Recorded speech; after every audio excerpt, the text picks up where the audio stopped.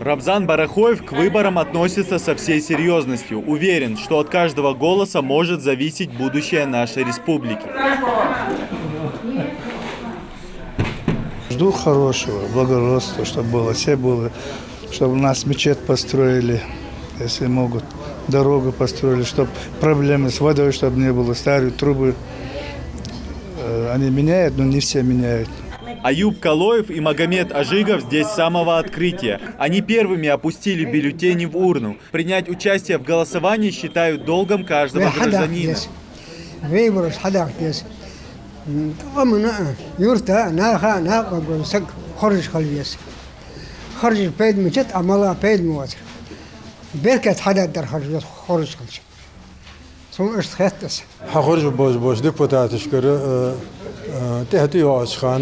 Hanzas Hanchel Ducha Adachil Bochelor Dog Doch.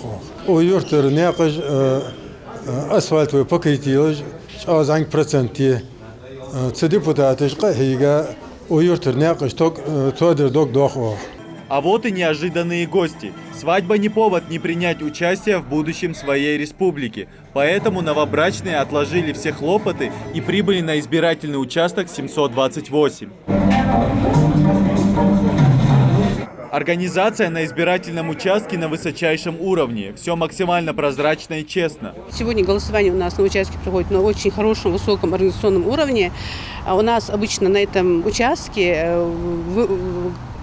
явка бывает очень хорошая. А вот мы ожидаем сегодня, что более 70% избирателей сегодня придут на участок.